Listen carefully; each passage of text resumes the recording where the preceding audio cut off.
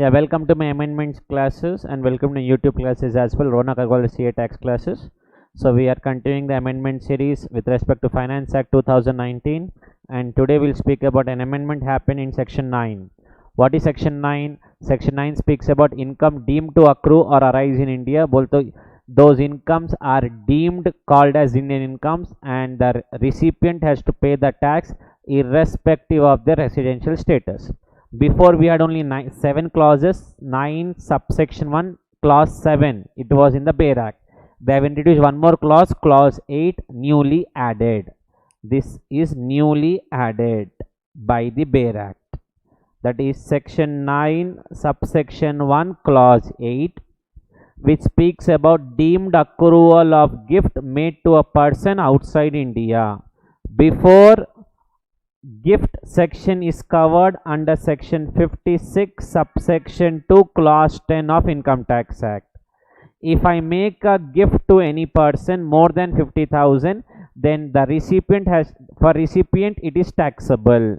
But the point was, if he is a resident, if I give a gift to my friend Mr. Mark, who is in USA, 3 lakh rupees cash gift I gave to him on his birthday, through a transfer of bank funds from my account to his account. Before, he need not pay tax in India because he is from USA, he is a non-resident. If I give 3 lakhs cash gift to my friend who is in India, that friend has to pay tax on 3 lakhs as gift. But if I transfer 3 lakhs cash gift to a friend in USA, my friend Mr. Mark, he need not pay tax on 3 lakhs because he is a non-resident. So to cover these cases, they have introduced 9 subsection 1 clause 8, which says gift made by a resident. Resident bolto Ronak, I am the fellow. 2, a person outside India, Mr. Mark, or a foreign company. I gave a gift to Facebook. Facebook के लिए that income will be called income deemed to accrue or arise in India as per the amendment.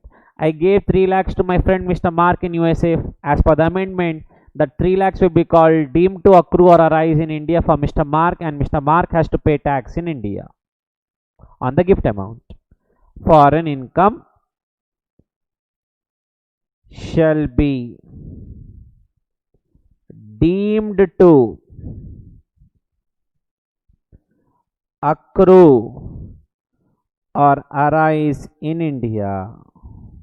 That is, it will be called as Indian income. It will be called as Indian income. What is the consequence of the amendment? Such gifts received by recipient, my friend Mr. Mark of USA, such gifts received by recipient are taxable under the head income from other sources under section 56 subsection 2 clause 10. Before, the rule was, if you give a gift to a Indian person or in India, a resident person, then for the recipient he has to pay tax. There was no rule what if I give gift to a foreigner. For foreign, that was exempt. Now for that foreigner, that income will be called income deemed to accrue or arise in India, and he has to pay tax in India under the head IFOS under section 56 subsection 2 clause 10. ये copy करो, चलो यहाँ तक first.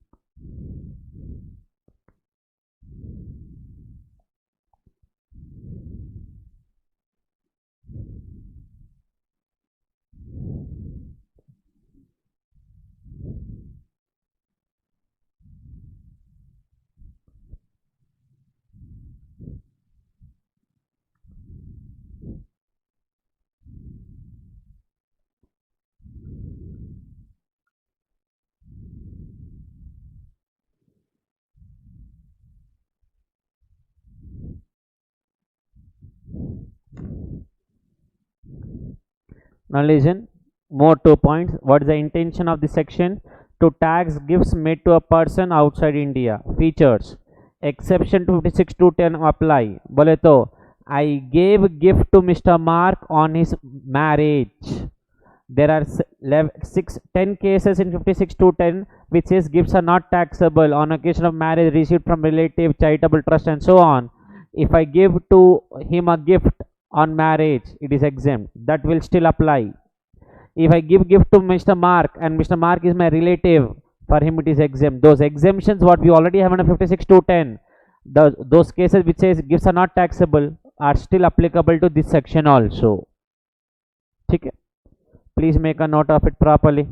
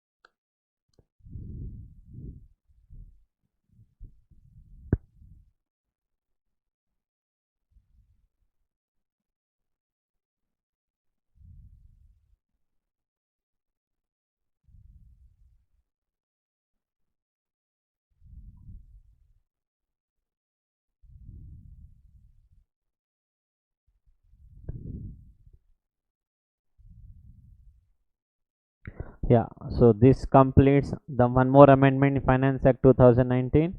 Do not forget to subscribe, like and share the video. Thank you so much. Others, please make sure you complete this.